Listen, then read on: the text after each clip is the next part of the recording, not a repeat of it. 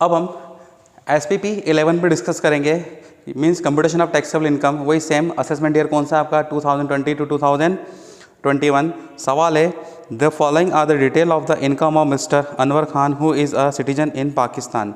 Means Shri Anwar Khan जो कि पाकिस्तानी नागरिक हैं कि आय की निम्नलिखित जानकारी दे रखी है।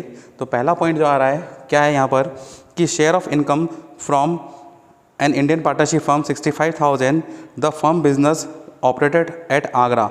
भारतीय साझेदारी फर्म की आय जिसका कारोबार आगरा में है, में हिस्सा कितना आ रहा है 65,000। तो सबसे पहले क्लियर कर दूँ कि शेयर जो होता है पार्टनरशिप फर्म में, शेयर का आएगा पार्टनरशिप फर्म का शेयर में जो हिस्सा होता है वो क्या होता है हमेशा नील नील और नील, ठीक है ना। ये बिजनेस प्रोफेशन का है।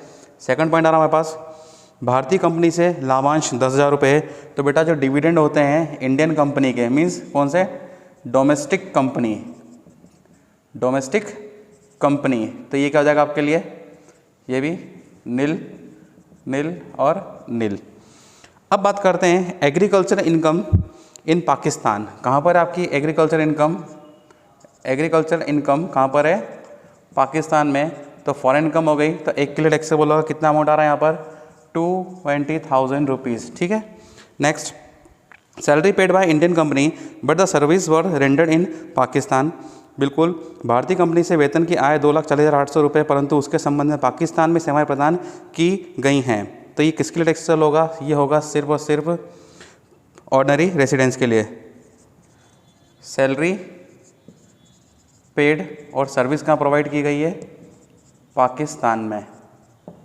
सर्विस कहाँ दी इनने, पाकिस्तान में। तो 2,40,800। नेक्स्ट, उनने बोला यहाँ पर भारत से नियंत्रित व्यापार से पाकिस्तान में आए। अगर हम कोई बिजनेस जो कि कंट्रोल कहाँ से हो रहा है, कंट्रोल्ड फ्रॉम इंडिया, अगर बिजनेस भारत से कंट्रोल होगा तो रेसिडेंट्स के लिए क्या होगा, टैक्सेबल होगा। तो कितना आ रहा है यहाँ पे 90,000 और 90,000, ठीक है। नेक्स्ट पॉइंट नंबर 6, पाकिस्तान के बैंक में जमा राशि से पाकिस्तान में उपार्जित और प्राप्त आय 5,000 रुपीज़।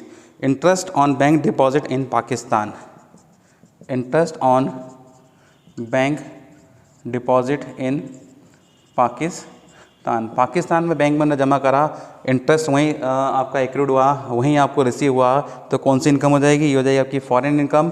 और फॉरेन इनकम जो है OR के लिए टैक्सेबल होती है, बाकी के लिए नहीं होती है। लास्ट 7th पॉइंट, रहमान जो अनिवासी है को भारत में व्यापार करने के लिए दिए गए ऋण पर ब्याज 20,000 रुपये।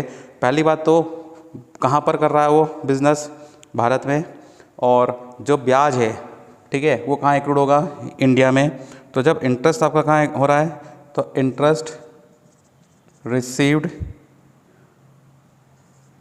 From non resident on loan. Business जो है वो कहाँ रन हो रहा है आपका, इंडिया में हो रहा है, तो इंटरेस्ट भी कहाँ आपका एक्रूड होगा, इंडिया में। तो ऐसी कंडीशंस में ये तीनों के लिए क्या होगा, आपका अमाउंट टैक्सेबल होगा, OR, NOR और NRI के लिए। अब इन सबका जब टोटल लगाएंगे तो टोटल पहले का कितना आ रहा है 3,75,800। दूसरे का आएगा आपके पास 1,10,000 और लास्ट का आ रहा है आपके पास 20,000 रुपीज़। ये कहलाएगी आपकी टैक्सेबल इनकम।